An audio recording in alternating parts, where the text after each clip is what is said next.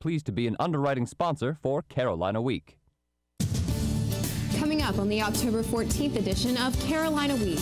I'm Jennifer Brandt, and I'll tell you why Morrison is just one example of how UNC is great at being green.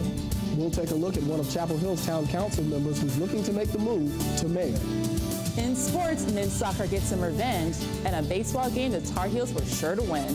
Weathercaster Morgan Brooks will tell us if we can expect these winter-like cool temperatures to stick around. All that and an artist who uses his talent to show his UNC pride. Carolina Week starts right now.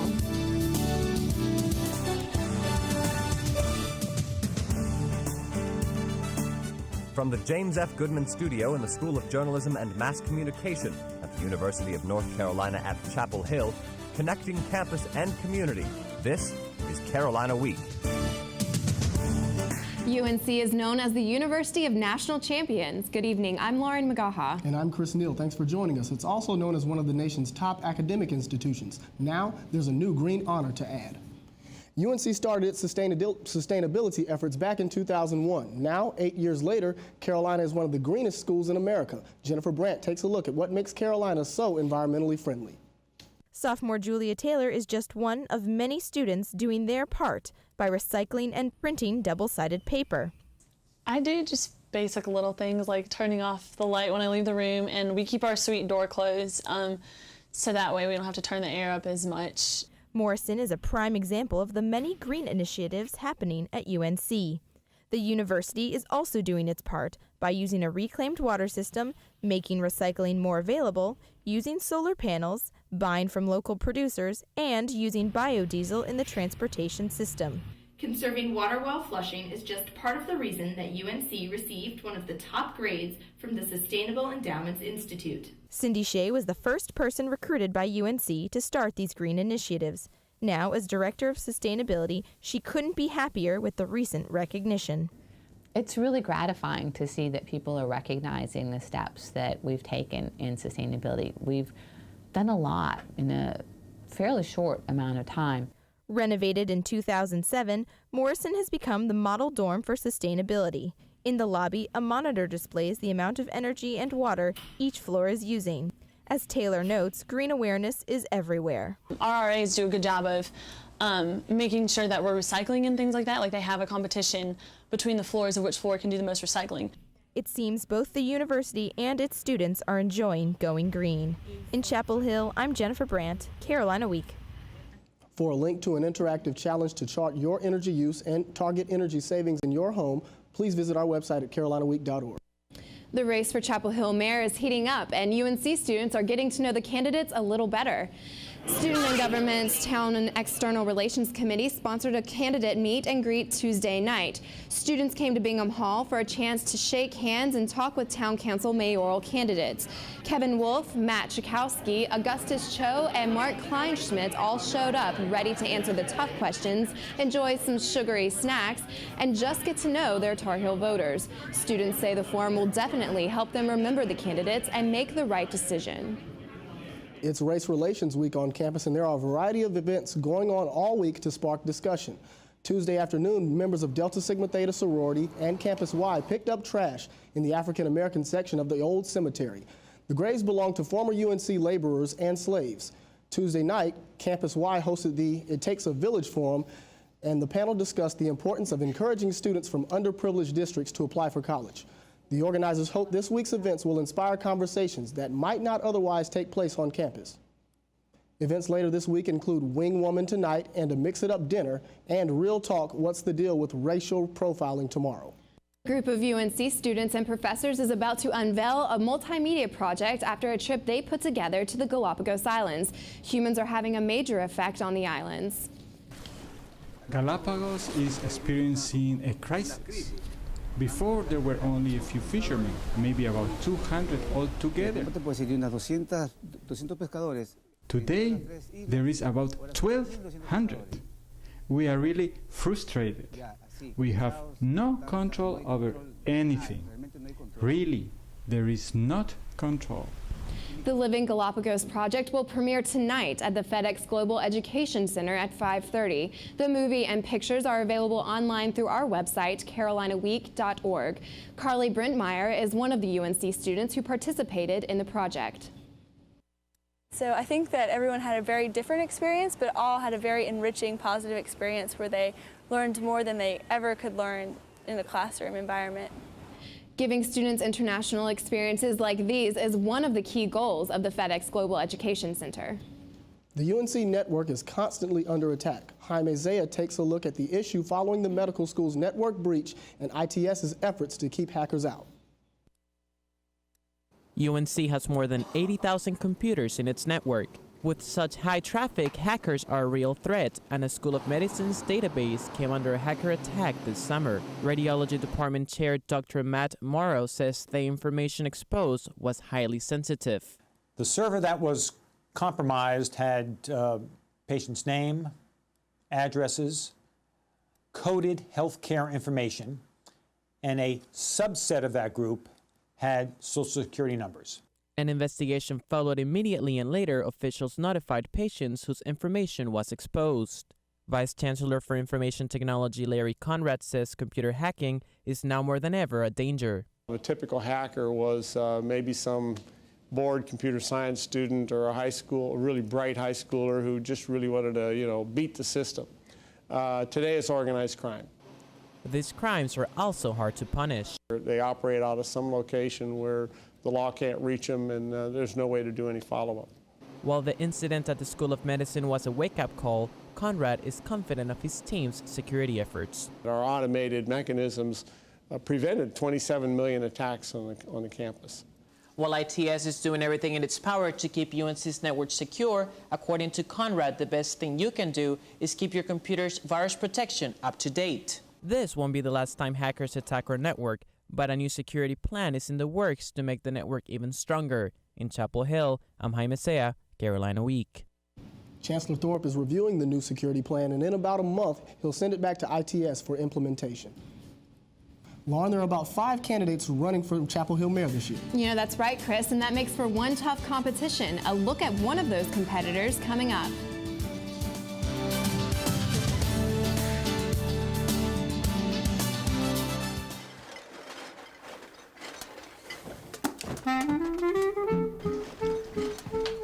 Hear that? How could I not? They can't be serious. This is their 3rd party this week, and I have a test tomorrow. Yeah, and they blocked me in again. Let's party! Anything left in here? I bet they're gonna leave their garbage out again. They do this every time when they have friends over. It's important to be considerate of others who live close to you. You wouldn't want neighbors like these. Make sure to control your garbage, obey Chapel Hill noise ordinances, park only in your driveway or other designated areas, obey all alcohol laws, and remember, we're all living in this community together, so be a good neighbor.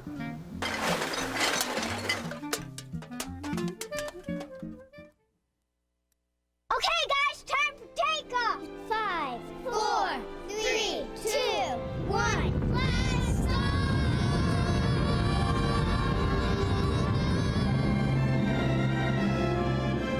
Wow! Whoa, look at that! Is that Jupiter?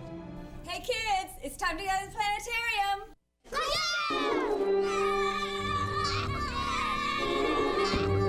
Moorhead Planetarium, where dreams become reality. To continue with our mayoral profile series, Julianne McKellogg sat down to talk with Town Councilman Matt Chakowski.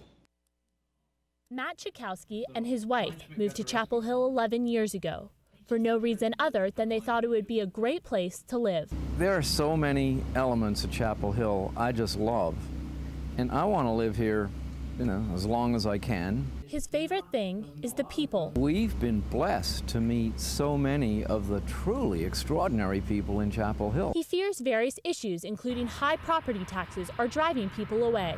We're in real danger of losing an important element of our diversity. Chakowski believes there are 3 main issues that need to be addressed. First, property taxes, which he believes needs to be fixed with a tax freeze. Next, he believes we need to focus on growth by encouraging large businesses to come to the area. Finally, revitalizing downtown by addressing issues of safety and parking. Chakowski is campaigning hard to make this happen. These signs are just one way Chakowski is getting his name out there. With more than 200 donors and a campaign fund of $23,000, Chakowski is feeling optimistic about November 3rd. We could have the opportunity to really approach things differently. And that, of course, is incredibly exciting. But no matter what happens in this election, Chakowski's wife Jill says they're still both grateful for living in a community like Chapel Hill. You know, whatever happens on November 3rd, we've won because we've just met so many people. It's just been so rewarding. In Chapel Hill, I'm Julianne McKellogg, Carolina Week. Candidate Kevin Wolf declined our request for an interview. He did not have the time to sit down with us, but tune in next week for our last profile on a very unique candidate. UNC is a place to discuss the hot issues of the day, and that includes the ethics and legality of abortion. Last night, more than 100 people gathered in the Student Union's Great Hall to enter both sides of the discussion. Carolina Students for Life sponsored the debate between the president of the Life Training Institute, Scott Klusendorf, and the former president of the ACLU, Nadine Strawson. While Klusendorf argued against the right to choose an abortion, Strawson believes that abortion should be the mother's decision. People see the evidence that abortion takes the life of a defenseless human being, and they hear the philosophical and scientific arguments as to why we support the view we do, we make inroads. I really meant it when I said I respect potential life that he's defending, but I think we really can't let the women and their existing children out of the equation. There was a 30-minute question and answer session after the presentations. Everything was civil. UNC employees who live unhealthy lifestyles could soon pay the price. North Carolina is set to become the second state to introduce extra health insurance fees for obese state employees as well as those who smoke. The new health plan, known as the Fat Tax, covers more than 600,000 state employees, including retirees and teachers. State officials are hoping this tax will generate more than $13 million while encouraging healthier lifestyles. Officials will implement the new insurance fees in July 2010 for tobacco users and July 2011 for those who qualify as obese. Library workers might have more books to shelve after the senior class graduates this spring. Senior class officers announced Friday that funds from the senior class gift will go toward beefing up UNC's library system. The voluntary donation from members of the senior class means there could be more books to check in, check out, and study from. UNC's library system is already immense, so the gift could also help fund new furniture and computers for library staff. 6 classes have donated to the library since 1941, the latest class being 2003. The classroom is where we all get our start in life. Lisa Sines reports about how one local school makes it a mission to help families and their children in more ways than one. At 7:45 in the morning, students file off the bus to head into Marine Joy Charter School. For Chena Livingston's son, it's a blessing. Just last year, my son Shango, he was only in school maybe for part of the year because he had been diagnosed with a brain tumor. The people at Marine Joy Charter School made sure that Shango didn't fall behind. The part of the education that he didn't get, his afternoon teacher, she came to the house. The school's close setting helps families like Livingston's. I think the smaller setting allows us to have this rich knowledge of our students, and it allows us to really provide the type of instruction that is tailored to the individual student. The school also helps parents. We run a bus to pick up parents so that they can come to the school because there are parents that they have no other way to physically get to the school. Principal Quigley knows that most students come from low-income families or need a little extra help, but he doesn't want those obstacles to cloud their learning. He motivates the students from the moment they arrive at school. First thing this morning, let's have a great day today. Let's make it a good one. Come on. From kindergarten to 8th grade, he encourages his students to climb the mountain to college by hanging flags in the entrance. Principal Quigley lines the halls with inspirational messages so that the students can one day become a teacher, a nurse, architect. And for the strong and healthy Shango, be somebody that stops gangs and stuff Leaders of the future. Yeah, we're not leaving Marine Joy until he graduates. From Durham, I'm Lisa Sines, Carolina Week. There are lots of volunteer opportunities at Joy Charter School, including tutoring. You can find a link to the school's website at our website, carolinaweek.org.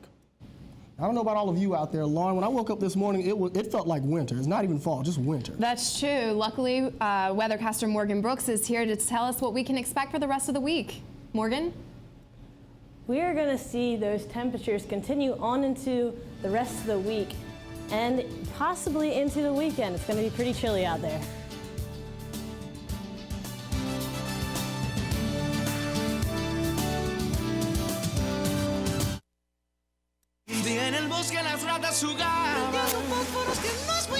Escucha Smokey antes de tratar. Solo tú. No juegues con fósforos, no juegues con fuego.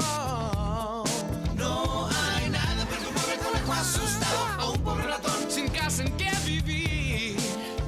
Si un hermoso bosque es lo que deseas, no juegues con fósforos, no juegues con fuego. Solo tú puedes prevenir los fuegos forestales. ¡Fuego! Women's Center, may I help you? The Women's Center is a nonprofit agency that has served as a meeting place for women in the Triangle since 1979, making it one of the oldest freestanding women's centers in the country. The mission of the Women's Center is to provide a supportive community where all women can inspire each other to grow, both personally and professionally. I was going through a crisis at home, and I contacted Helpline, and they referred me directly to the Women's Center. I think the Women's Center is really important for the community because it offers so many different kinds of resources, and if we don't have the resource here, we can find an avenue or a way for women to find the answers that they need. It is inspiring. It's so exciting to be a part of something that really matters and really changes things. You can support the Women's Center through membership or by sending a contribution to the Women's Center, 210 Henderson Street, Chapel Hill, North Carolina, 27514.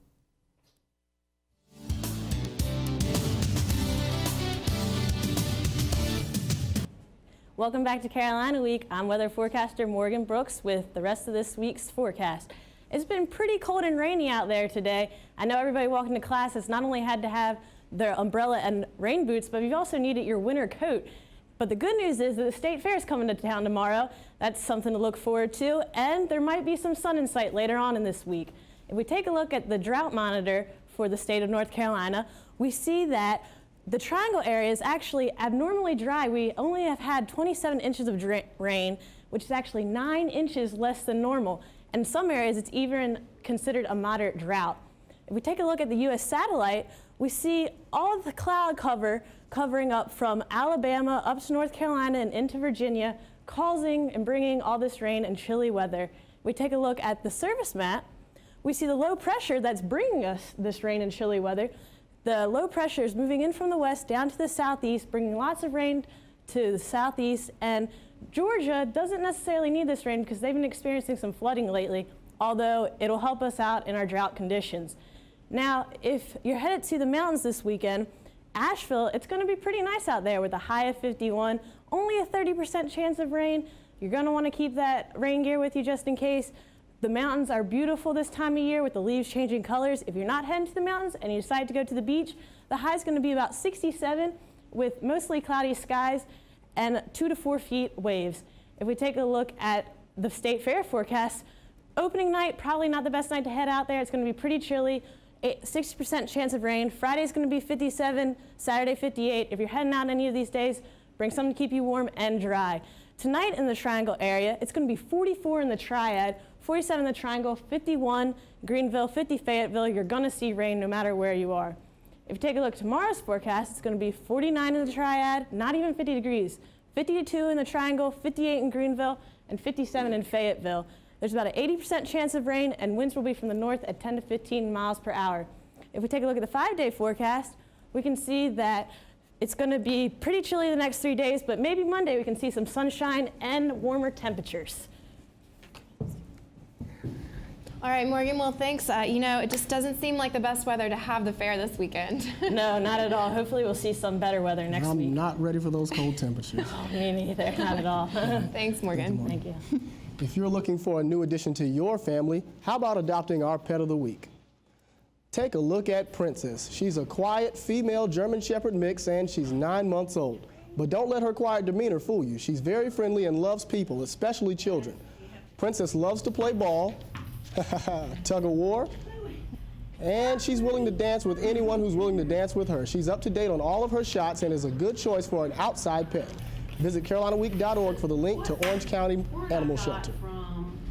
Oh, she's a cutie. And now we have sportscaster Simone Scott to tell us about this week's sports. Simone, the football team has a week off, but I hear there's another field that the boys are doing pretty well on. You guys have no idea how well the soccer team is doing right now. They are on fire as usual. Now, coming up in sports, who said soccer isn't a physical sport? We'll show you what's next.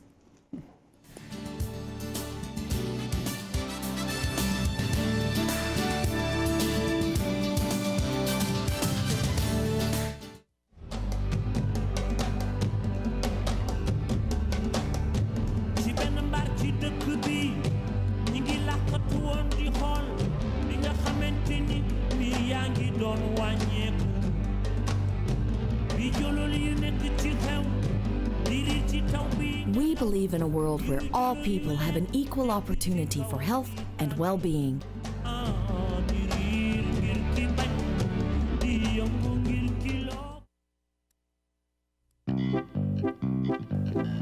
Hey, there are a lot of ways we can help our community. Spending our money in Orange County, whether it's filling up the car or shopping at local businesses, helps maintain our roads, improves our children's schools, and creates jobs. Spending your money locally helps us all in a big way. So remember, shop Orange first.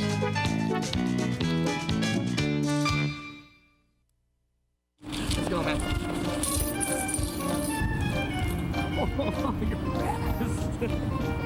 Hello, ladies. Can you imagine your life without animals? Here at the Durham Animal Shelter, we can't. So come see us. Your new best friend is already expecting you. Let's give it a shot. You can do it this time. I gotta get a real dog.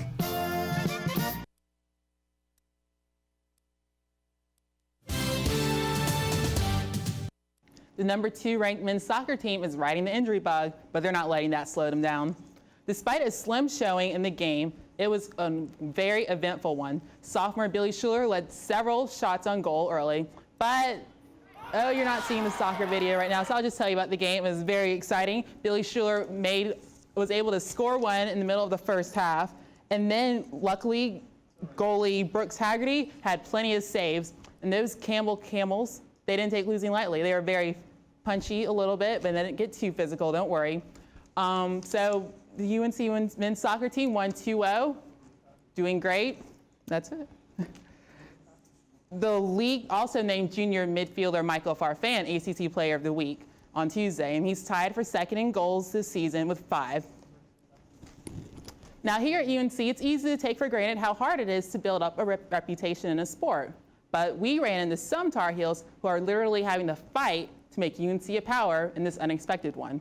Nick Philippou has the story. If you went to the Eddie Smith Fieldhouse tonight, it might not surprise you to see Carolina Blue championship banners. Championship teams from Chapel Hill are somewhat of a norm. But not in this sport. That's something Dwight Johnson is hoping to change. Put in the work and show that I'm good enough. I was good enough last year to win at least one of those fights. Like at this event in Richmond, Virginia. That's where the UNC boxing team met Virginia Military Institute, a national power in collegiate boxing. The club chooses some members to compete in national competitions, men and women. Anyone who's able to keep up with the workouts and pass a physical can compete. The assistant coach of the boxing team, Dan Carlton, is putting other schools on notice. And they know they have to fight a Tar Heel. They're showing all the respect. They're training just as hard because they know that they're going to get a tough opponent. Carlton started the boxing team 4 years ago when he was an undergrad. I love the boxing club because of how far it's come, mainly. Just to think that, there was none of this 4 years ago. A fight club, sort of, open to the community, growing in popularity. Students learning to fight and not for jobs. I asked Dwight Johnson why. Biggest reason that people come is that this is a great workout. This is going to get you in real shape. And maybe wrap up another championship at Carolina. In Chapel Hill, I'm Nick Philippou, Carolina Week. Oh, that looked a little intense for me. I think I'll stick with kickboxing. But for those of you willing to give it a try, they'll be out there tonight at 8. So go ahead. The baseball team is already preparing to get back to Omaha in the College World Series. The Diamond Heels were at the Bosch yesterday for an opening game of their annual Fall World Series. The players split into two teams, Navy Blue versus Carolina Blue. Junior pitcher Matt Harvey looked sharp early on, and as did veteran Patrick Johnson. But the biggest story of the day was Tommy Coyle. Here's a base knock to first, then watches a little speedster steal second base. Eventually, he crosses the plate to score. And Coach Fox definitely likes what he's seeing. Tommy's a good player. He's kind of no nonsense. Comes to play. He's had a terrific fall for us. He's a tough little nut. He can run and he puts the ball in play. Okay. All right, the always entertaining Late Night with Roy is only 2 days away. The event is free with general admission seatings, and doors will open at 4 p.m. And the festivities will begin following a 5 o'clock UNC versus Duke volleyball game. Park and ride from the Friday Center lot will be available through Tar Heel Express, and the campus parking will be $10. As always, Tar Heel graduate and ESPN anchor Stuart Scott, no relation, will MC. All right, guys, so let's get started. Thank you, Simone. Can't wait for late night this weekend. Yep, thanks a lot. You know, Chris, chainsaws are usually taboo on Franklin Street. But not when you're creating art. We'll explain coming up.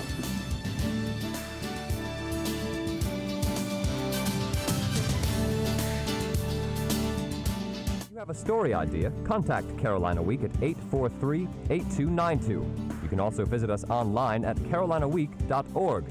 If you have questions about this program, write Carolina Week at Campus Box 3365, UNCCH, Chapel Hill, North Carolina, 27599. A day in the life of Chapel Hill Greenways, brought to you by Chapel Hill Parks and Recreation.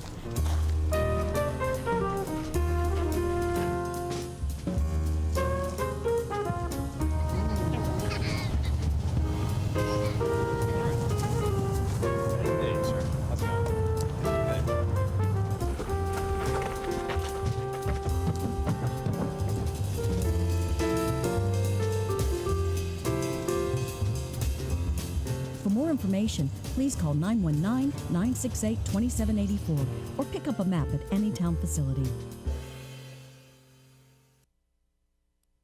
Vamos a jugar. Pretendamos que eres dueño de un edificio y yo quiero alquilarte un apartamento. Tengo un buen sueldo y buen crédito. ¿Me alquilarías el apartamento? ¿Qué tal ahora? ¿Todavía te agrado? ¿Qué tal si tengo acento? ¿O estoy incapacitado? ¿O soy madre soltera? ¿Me evadirías? ¿Cerrarías la puerta? ¿Lo harías? El Acta de Equidad de Vivienda protege tu derecho a vivir a donde tú quieras. Si piensas que has sido discriminado, llámenos. The man behind the sculpture on Franklin Street contributes more to Chapel Hill than most people may know. Much of it, but not all of it, revolves around the arts. Sarah Nykirk has that story. Dwight Bassett may be best known around Chapel Hill for his role as the town's economic development officer, but Bassett's also an artist and the man who created this new sculpture during the summer. It was Bassett's first time sculpting on live wood, and he enjoyed working on the project because it allowed him to work on the street where people can enjoy his masterpiece every day. The work was actually completed where the public could see it occurring. It wasn't just a matter of an installation. It occurred on the sidewalk. I think it's really cool. Looked like somebody carved it out of the tree that was here earlier, and it's a great monument for the school. Bassett hopes to tie his day job into his passion for art in the future. While Bassett works for Town Hall, he also considers himself to be an artist and is working on a tentative project to develop an art co-op here, just a few doors down from his sculpture on Franklin Street. So I thought it was a really good example of how we could move forward in the future with a little bit different take on public art. In Chapel Hill, I'm Sarah Nykirk, Carolina Week. All right, that does it for this edition of Carolina Week. Thank you so much for watching. Have a good night.